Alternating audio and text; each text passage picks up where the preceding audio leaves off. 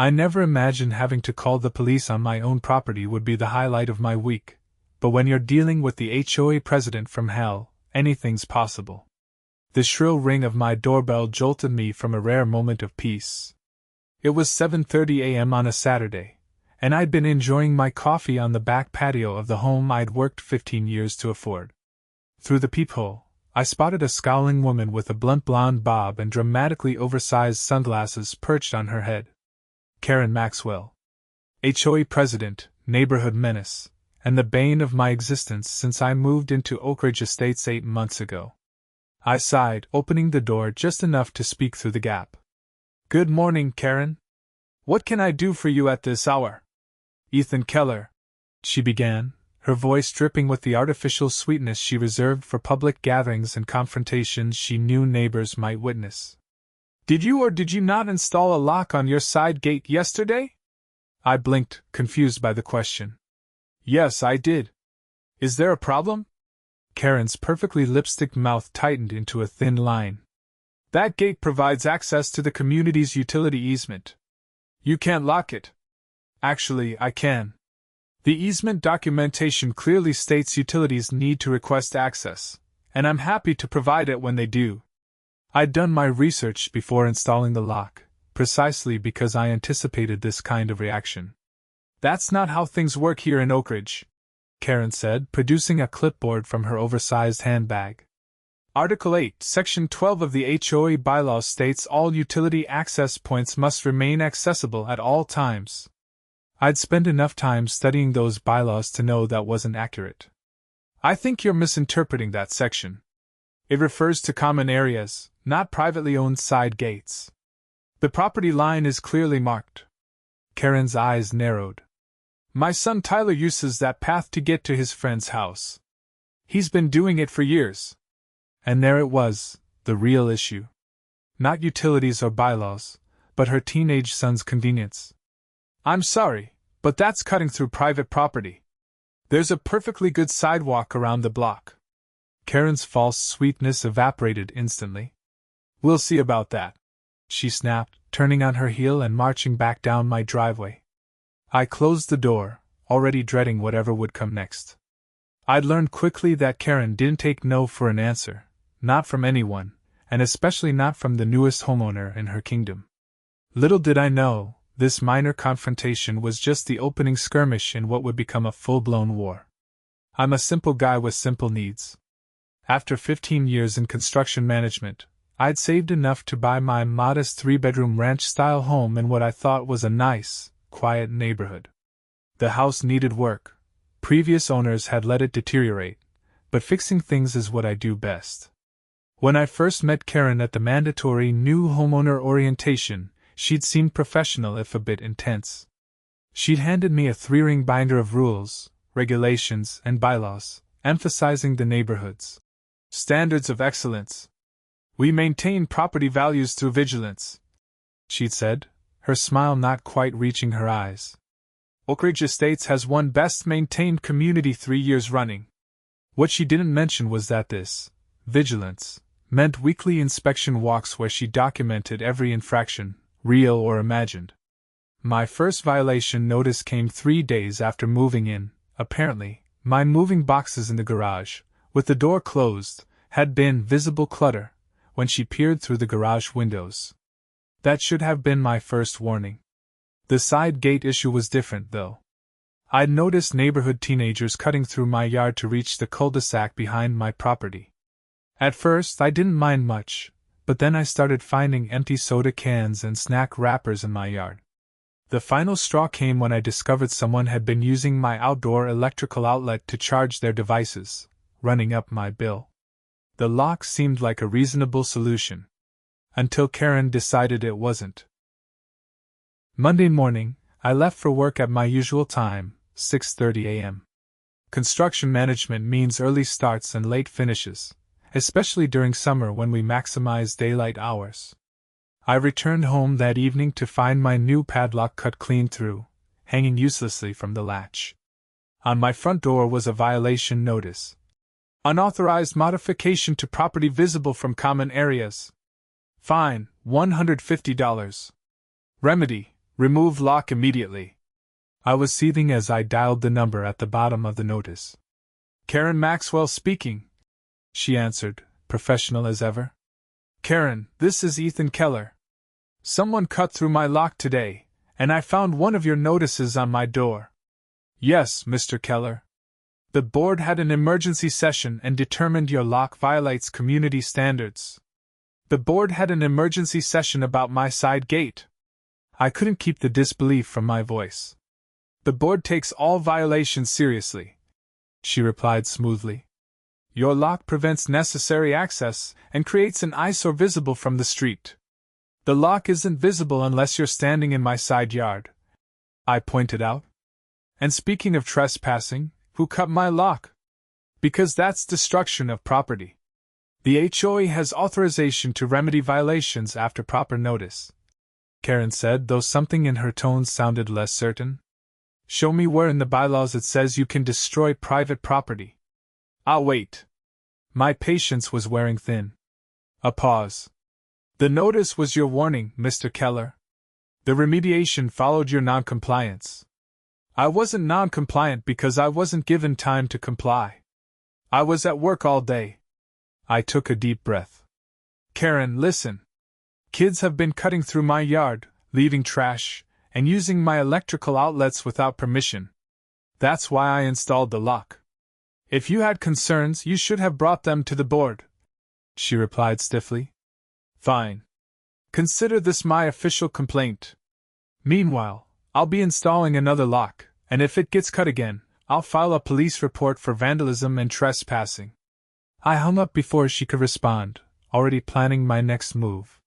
The following day, I installed a heavy-duty padlock with a hardened steel shackle that would require serious bolt cutters to breach. I also mounted a small security camera disguised as a motion sensor light, a little insurance policy against further remediation. That evening, I received an email from the HOA secretary, Hannah Nelson, notifying me of a special hearing regarding my continued violations. Hannah was new to the board and seemed perpetually uncomfortable with Karen's aggressive tactics. Her email had an apologetic tone that the formal language couldn't hide. The hearing was scheduled for Saturday morning. I'd be there, armed with the HOA bylaws I had now practically memorized and printouts of relevant property law. But first, I wanted to gather more information. The next day after work, I knocked on my neighbor's door. Harold was in his 70s, a retired engineer who'd lived in Oak Ridge since the houses were built. Ethan! Come in, he greeted me warmly. What brings you by? Once we were settled with iced tea on his screened porch, I explained my situation. Harold shook his head. Karen's been on a power trip since she became president 3 years ago. Her husband left her about that same time, ran off with his secretary, the whole cliché. After that, she channeled everything into controlling the neighborhood. Has she always been this aggressive about enforcement? I asked. Worse every year. Harold sighed. Last summer, she fined the Johnsons for having a basketball hoop in their driveway, claimed it was an unauthorized sports equipment installation. Their son is on a college scholarship for basketball now. What about her son cutting through yards? Harold's expression darkened. Tyler's a teenager with too much freedom and not enough supervision. Karen works as a pharmaceutical sales rep, travels a lot. The kid does whatever he wants. Has anyone ever stood up to her? A few tried. The Mendez family challenged a fine for their holiday decorations, said it was religious discrimination since Karen only seemed to target their Hispanic celebrations. They won that round, but Karen made their lives so miserable they sold and moved. I winced. Sounds like she holds grudges. Like you wouldn't believe, Harold confirmed.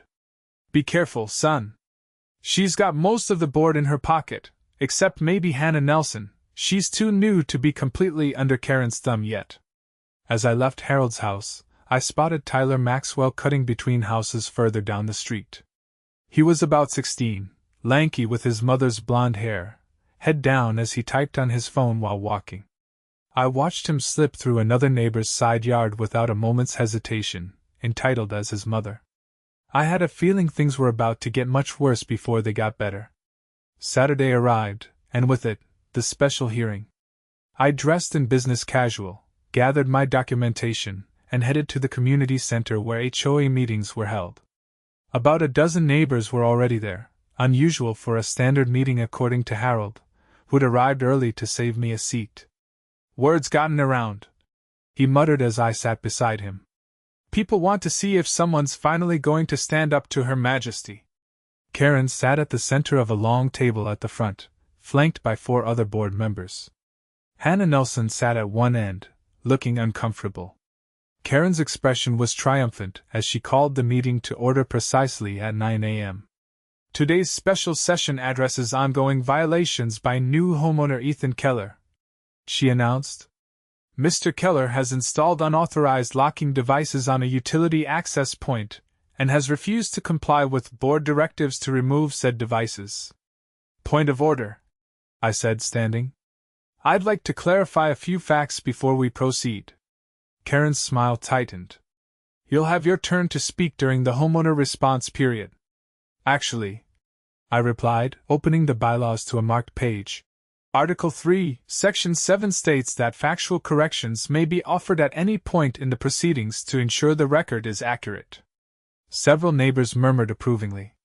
Karen's eyes narrowed as she realized I'd done my homework. "Very well. Your correction?" "3 corrections," I said calmly. "First, the gate in question is on my private property, not a designated utility access point. The utility easement documentation, which I have here," I held up the papers, "clearly states access requires advance notice except in emergencies." I continued before Karen could interrupt. "Second, after receiving the violation notice, I was not given the 72-hour response period guaranteed in the bylaws before remedial action was taken. My lock was cut within 24 hours of the notice being posted." Karen's face flushed, but I pressed on. "Third, I have documentation of teenagers, including your son Tyler, Mrs. Maxwell, using my property as a shortcut, leaving trash, and using my electricity without permission. That's why I installed the lock." Karen slammed her gavel down. "That's quite enough. This hearing is about your violations, not my son." Hannah Nelson cleared her throat. "Actually, Karen, if there's a potential conflict of interest, we should address it. If your son is involved in this matter, perhaps you should recuse yourself from the vote." The look Karen shot Hannah could have frozen fire. "There's no conflict. This is about an unauthorized modification visible from community property. May I ask a question?" An older woman in the second row stood up. "I'm confused about something. If this lock is on Mr. Keller's private gate, how is it the HOA's business at all?" Karen's smile was tight. "All exterior modifications visible from community property require board approval, Mrs. Winters. It's in the covenants we all signed." "But I can't see his side gate from the street," Mrs. Winters persisted. "I'd have to be standing in his yard to see it." More murmurs of agreement rippled through the room. "The violation stands," Karen declared, trying to regain control. "Now, unless Mr. Keller agrees to remove the lock immediately, the board will vote on the proposed fine of $150 per day until compliance is achieved. I think we should see these alleged violations for ourselves," Harold suggested loudly. "Why don't we all walk over to Ethan's property right now and see exactly what we're talking about?" The suggestion caused a stir of agreement among the neighbors. Karen looked trapped. She couldn't reasonably object to verifying the violation in question. "Fine," she snapped. "We'll reconvene at Mr. Keller's property in 15 minutes." As the meeting temporarily adjourned, Hannah Nelson approached me quietly. "You've certainly stirred things up," she said, looking over her shoulder to ensure Karen wasn't nearby. "Just be careful. Karen doesn't like losing, especially not publicly." "I'm not trying to make enemies," I told her honestly. "I just want to be treated fairly." Hannah's expression was sympathetic but worried. Fair isn't really in Karen's vocabulary. 20 minutes later, my driveway and front yard were filled with curious neighbors as I led them to my side gate. Karen stood with arms crossed, glaring as I explained the situation. "As you can see, the gate is completely on my property. I demonstrated, pointing out the property markers. It's not visible from the street or sidewalk. You'd have to walk 10 feet onto my property to see it at all. Neighbors nodded, examining the gate and the new lock I'd installed. And here, I continued, pulling out my phone, is video from my security camera showing why I installed the lock in the first place. I played a compilation of clips showing teenagers, Tyler Maxwell prominently among them, cutting through my yard, occasionally dropping trash, and in 2 clear instances, plugging phones into my outdoor outlet. I have no issue with utility workers accessing the easement when needed, I explained. I've added my phone number right here on the gate so they can call for access. What I object to is being treated as a public walkway and free charging station. Karen's face had turned an alarming shade of red. Those videos are an invasion of privacy. You can't film minors without consent. Actually, I countered calmly, Texas law permits video recording on private property, especially when posted with security signs like the one right there. I pointed to the small but visible sign I'd installed. And I'm not publishing these videos, just showing them in relation to a property dispute. The crowd had turned decidedly in my favor, with several neighbors sharing similar experiences of teenagers cutting through their yards. I move that we dismiss this violation notice, Hannah said suddenly, addressing the other board members. Mr. Keller is within his rights to secure his property, and the lock doesn't violate any actual bylaws. I second that motion, said another board member, looking uncomfortable with Karen's obvious personal stake in the matter. Karen looked like she might explode. This isn't a formal meeting location. We can't vote here. Article 5, Section 3 allows for votes at any gathering where a quorum of the board is present. Hannah countered, holding up her own copy of the bylaws. A quick vote followed, 3 in favor of dismissing the violation, 1 abstention, and Karen's lone objection. The neighbors began to disperse, many pausing to introduce themselves properly or express support. Karen remained, vibrating with barely contained fury. This isn't over, Keller, she hissed when the others were out of earshot. Nobody makes a fool of me in my own community. I didn't make a fool of you, Karen, I replied evenly. I just defended my property rights. We'll see about that, she snapped before storming off to where her son waited by her SUV, looking mortified by the entire proceeding. I should have known then that Karen Maxwell never made empty threats. For about a week, things were quiet. Too quiet, in retrospect. I continued my renovations, installed a proper security system with multiple cameras, and began to feel like maybe the confrontation had been resolved. Then came the escalation. I returned home from work to find a large utilities truck parked near my house and 3 men in hard hats standing at my side gate, looking confused. One was holding massive bolt cutters. Can I help you? I asked, approaching them. We're here for an emergency gas line inspection, the oldest worker explained, showing me identification from the gas company. Got a report of a possible leak in the easement behind your property, but we can't get through this gate. I immediately unlocked it for them. Of course. Please go ahead. That's why I put my number on the sign, so you could call for access. The man frowned. Dispatch said we had permission to cut the lock if necessary. Something about the homeowner being uncooperative with utility access. My blood pressure spiked. Who called this in exactly? Let me check. He pulled out his tablet. A Ms. Maxwell? Said she's with the Homeowners Association and there's been reports of gas smells in the area. The workers conducted their inspection, finding absolutely no evidence of any gas leak. As I suspected, it had been a false report, Karen's attempt to prove her point about utility access. Sorry for the trouble, the lead worker said as they packed up. False alarms happen, but we have to check them all. I understand. You were just doing your job, I assured him. Mind if I get a copy of that work order? Just for my records. He hesitated only briefly before sending the report to my email, documentation of Karen's false report that would come in handy later. That evening, I was reviewing the security footage when I noticed something disturbing. While I'd been speaking with the utility workers at the front of the property, A familiar blonde figure had approached my back patio. Karen had used the distraction to sneak onto my property and try the sliding door to my back deck. Finding it locked, she'd peered through windows before hurrying away. The next day, I received a new violation notice, this one claiming my backyard was improperly maintained with excessive storage of construction materials. The only construction materials in my yard were supplies for the deck I was rebuilding, all neatly stacked and covered. The pattern became clear. Karen was going to find or manufacture violations until I either gave in or moved out. It was time to get proactive. I emailed Hannah Nelson that evening, attaching the security footage of Karen's trespassing and the false gas leak report. Hannah's response came quickly. "This is beyond inappropriate. We need to talk, but not through email or phone. Can you meet tomorrow?" We arranged to meet at a coffee shop outside the neighborhood.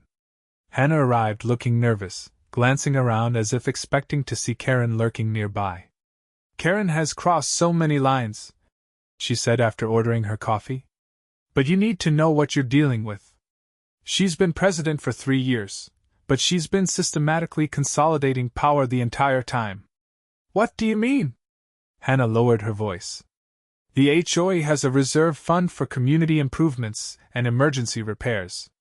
Over $300,000 collected from our dues and fees. Karen has sole signing authority on that account, changed the bylaws 2 years ago to give the president that power for administrative efficiency." My construction management instincts flared. "That's a massive red flag. Has anyone audited those accounts?" "That's why I joined the board," Hannah admitted. "My background is in accounting, and some of the numbers in the annual reports didn't add up. But every time I request detailed records, there's some excuse about changing software or missing documentation." "You think she's embezzling?" Hannah hesitated. "I can't prove anything yet. But the landscaping company that maintains the common areas? Owned by her brother-in-law. The contractor who repairs the community pool and clubhouse? Old college friend. None of these contracts were put out for competitive bidding. This was bigger than my gate issue. Much bigger." "What do you need from me?" I asked. "Keep documenting everything. I'm building a case, but I need more evidence before bringing it to the rest of the board or the homeowners. Karen has too many allies who either don't see what she's doing or benefit from her leadership." I promised to help, and over the next few weeks, I meticulously documented every interaction with Karen or the HOA. More violation notices appeared for increasingly trivial or invented infractions. I appealed each one according to the bylaws, creating a paper trail of her harassment. Meanwhile, Hannah quietly gathered financial records, discovering discrepancies that couldn't be easily explained. But we needed something definitive to break Karen's hold on the community. The opportunity came sooner than expected, and in a way either of us could have anticipated. It was a Saturday afternoon, and I was working in my front yard, installing a new mailbox to replace the damaged one, with board approval, documented and filed properly. My security system sent an alert to my phone, motion detected at the side gate. I checked the live feed to see Tyler Maxwell and 2 friends rattling my locked gate, clearly frustrated at their blocked shortcut. I watched as Tyler pulled out his phone, made a call, and then smirked at his friends. 20 minutes later, my doorbell rang. Karen stood there with Tyler, a police officer behind them. "Officer, this is the homeowner I told you about," Karen said immediately. "He's illegally blocking access to the utility easement and preventing emergency services from doing their job." The officer, a middle-aged man with a patient expression, turned to me. "Sir, we received a call about a blocked utility access. Can you explain the situation?" "Of course," I replied calmly. "The gate leads to my backyard and is on my private property. Utility companies have my contact information posted right on the gate for access when needed." "He's lying," Tyler interjected. "That path has always been open. He's just being a jerk because he moved here and thinks he can change everything." I addressed the officer directly. "I have documentation showing my property lines and the easement requirements. I've complied with all legal obligations regarding utility access." The officer nodded. Do you mind if I see the gate in question? Not at all. As we walked around the side of the house, I quietly pulled up the security footage on my phone, showing Tyler's earlier attempt to access the gate and his subsequent phone call. At the gate, I explained the situation fully, the teenagers using my property as a shortcut, the false gas leak report, and Karen's ongoing harassment through invalid violation notices. The real issue, I concluded, is that her son wants to cut through my yard, and she's using her position as HOA president to try to force me to allow it. That's ridiculous, Karen spluttered. This is about community safety and utility access. Then why did Tyler try to open this gate 20 minutes ago, call you when he couldn't, and then you called 911? I asked, showing the officer my security footage. That seems like a misuse of emergency services. The officer's expression darkened as he watched the video. Ma'am, did you call 911 because your son couldn't cut through this gentleman's yard? Karen's face flushed. I called because he's blocking a utility easement. That's a safety hazard. The easement documentation is clear, I said, pulling the paperwork from my pocket. Utilities need to request access except in genuine emergencies, which is why my contact information is posted. The officer reviewed the documents, then turned to Karen. Ma'am, this appears to be a private property matter, not an emergency requiring police intervention. Filing a false report is a serious offense. I didn't file a false report, Karen insisted, though her voice had lost some confidence. My system recorded the entire interaction, I added. Your son tried the gate, called you, and 20 minutes later, you arrived with police claiming an emergency that doesn't exist. Tyler looked increasingly uncomfortable. Mom, let's just go, he muttered. This is stupid. The officer sighed. Ma'am, I'm going to issue you a warning for misuse of emergency services. Mr. Keller has the right to secure his private property. If utilities need access, they have the proper contact information. Karen looked like she might argue further, but something in the officer's expression stopped her. She grabbed Tyler's arm and marched back toward the street, calling over her shoulder. The board will hear about this. After they left, the officer turned to me. Sorry about that. We get HOA disputes more often than you'd think. I appreciate your time, I told him. And just so you know, this isn't the first incident. She's been harassing me since I moved in. Document everything, he advised. If it continues or escalates, restraining orders are an option. After the officer left, I called Hannah to update her on the latest development. She wasn't surprised. Karen's getting desperate, she said. I've found some very concerning transactions in the financial records. Large withdrawals before and after contracts were signed with her brother-in-law's company, payments to consultants with no deliverables. What's our next move? I asked. The annual HOA meeting is in 2 weeks, Hannah replied. That's when we present everything we've found, your harassment documentation and my financial findings. I've been quietly talking to other homeowners, and many are fed up with Karen's tactics. The pieces were falling into place, but I couldn't shake the feeling that Karen had one more move to make before this was over. I didn't have to wait long to find out what that move would be.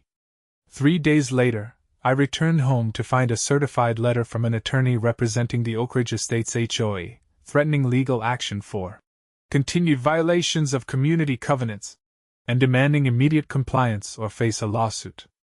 The letter detailed 12 alleged violations, most completely fabricated or severely exaggerated. The side gate was mentioned, but so was my unapproved mailbox installation, which had written approval, excessive holiday decorations. I had exactly 1 wreath on my front door for the previous Christmas, and unauthorized landscaping modifications. I'd planted flowers in my own garden. I immediately contacted Hannah, who was appalled but not surprised. She's using the HOA attorney without board authorization, Hannah confirmed after making some calls. The other board members had no idea about this letter. Can she do that? Technically, no. But she's been signing checks and documents on behalf of the board for so long that the attorney probably didn't question it.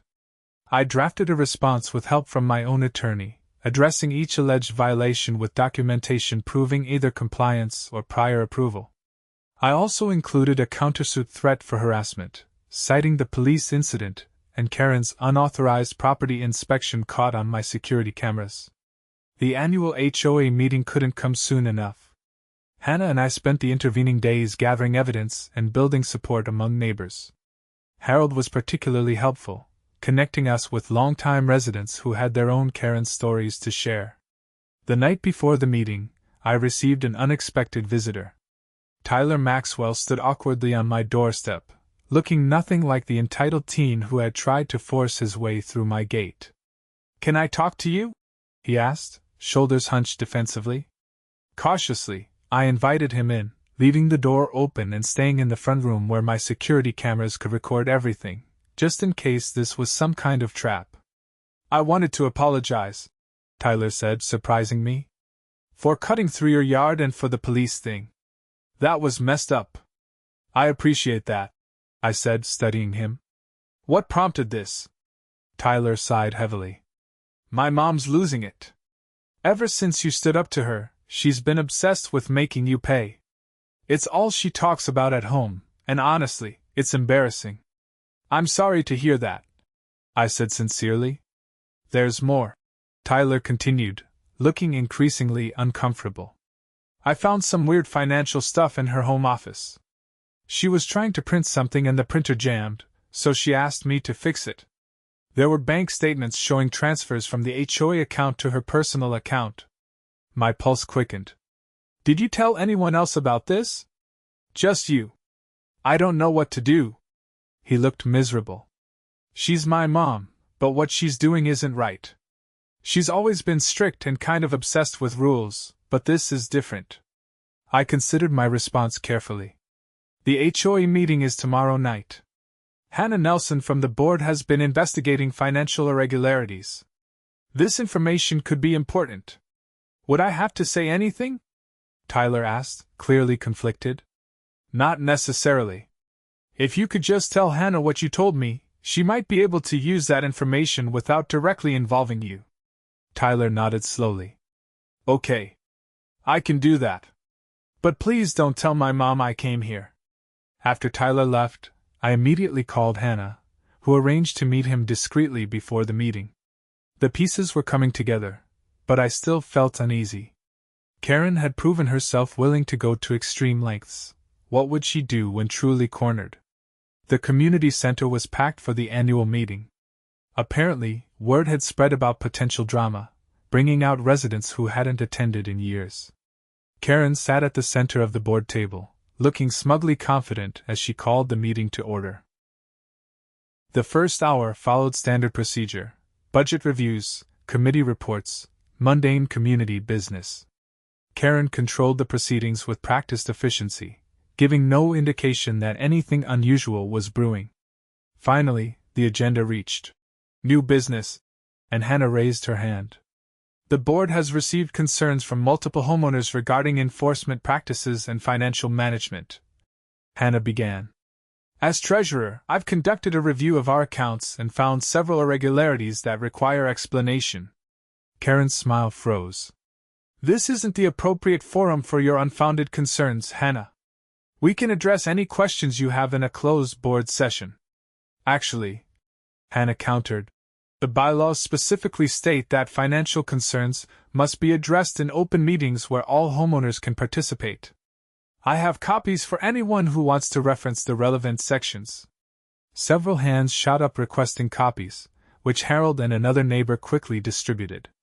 Hannah continued, "Over the past 2 years, approximately $87,000 has been transferred from the HOA reserve account to vendors with personal connections to our president, often without competitive bidding or proper documentation." Murmurs rippled through the room. Karen's face flushed deep red. "Additionally," Hannah pressed on, "I've identified approximately $42,000 in transfers to a personal account belonging to Karen Maxwell, disguised as reimbursements for expenses that have no supporting documentation." "That's a blatant lie," Karen shouted, slamming her gavel. "I've devoted countless unpaid hours to this community. Any reimbursements were for legitimate expenses. Then you won't mind if we conduct a formal audit, Hannah replied calmly. I move that we immediately freeze the HOA accounts pending a full forensic review by an independent accountant. I second the motion, another board member said quickly. Karen looked around frantically. This is a witch hunt based on nothing but speculation and personal vendetta. It's based on bank records and vendor contracts, Hannah corrected, sliding a folder toward the center of the table. All documented here. A homeowner stood up. I think we should hear more about these allegations before any votes. Hannah nodded and proceeded to detail her findings. Inflated invoices from Karen's brother-in-law's landscaping company, phantom consulting fees, and suspicious cash withdrawals that coincided with Karen's personal vacations. As the evidence mounted, Karen's composure crumbled. This is all circumstantial. You have no proof these funds weren't used for community purposes. That was my cue. I stood up. I'd like to address the enforcement concerns Hannah mentioned. Karen glared at me with undisguised hatred, but the other board members nodded for me to continue. I outlined the pattern of harassment I'd experienced, the false violations, the trespassing, the fraudulent utility emergency, the police incident, and finally, the unauthorized legal threat. I'm not the only one, I added. Several neighbors have experienced similar treatment when they questioned Mrs. Maxwell's decisions. 3 other homeowners stood to share their stories of selective enforcement and retribution. With each testimony, Karen appeared more cornered. This is all irrelevant, she finally exploded. Ethan Keller moved in and immediately started violating our standards. He's turned all of you against me because he doesn't want to follow the rules the rest of us live by. Hannah spoke quietly but firmly. Karen, a president's job is to enforce the rules fairly, not use them as weapons against homeowners you dislike. The evidence suggests you've been doing exactly that while simultaneously misappropriating community funds. You have no proof, Karen insisted, but her voice had lost its conviction. Actually, Hannah said, sliding another document across the table. We do. Your son provided bank statements showing transfers from the HOA account directly to your personal account. The room went completely silent. Karen's face strained of color as she stared at her son, who sat in the back row looking simultaneously miserable and relieved. Tyler? She whispered. You went through my things? I found them by accident, Mom, he replied, his voice carrying in the silent room. But what you're doing isn't right. Karen looked around wildly, seeing nothing but stunned and angry faces. This meeting is adjourned, she declared, grabbing her purse and standing abruptly. Actually, said the vice president, finding his voice, I move that we vote immediately on removing Karen Maxwell as president pending investigation into financial improprieties. Seconded, said at least 5 voices simultaneously. You can't do this, Karen sputtered. I built this community. I've protected our property values. Without me, this neighborhood would fall apart. The vote was nearly unanimous. Karen was removed as president, with Hannah appointed as interim leader. As a shell-shocked Karen was escorted out by the vice president, the remaining board members voted to file a police report regarding the missing funds and to pursue full financial restitution. The aftermath unfolded over the following weeks. Forensic accountants confirmed what Hannah had discovered. Karen had embezzled nearly $65,000 over 3 years. Criminal charges were filed, resulting in Karen accepting a plea deal that required full restitution plus community service. She sold her house and moved away before the case was fully resolved, unable to face the neighbors she had terrorized for years.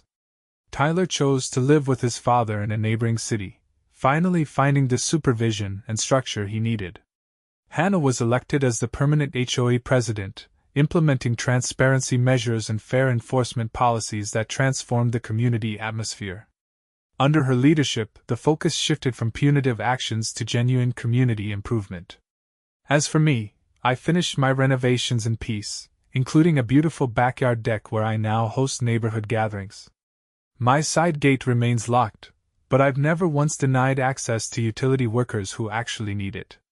Sometimes I look back at that first confrontation with Karen and marvel at how a simple padlock triggered the unraveling of her mini empire. It wasn't just about my right to secure my property. It was about standing up to a bully who had confused leadership with control and service with power. Harold summed it up best during our first post-Karen neighborhood barbecue. Communities thrive when rules exist to protect everyone, not to serve the ego of one person. Karen never understood the difference. I raised my glass to that. My locked gate had ultimately unlocked something far more valuable, a neighborhood where people could finally feel at home.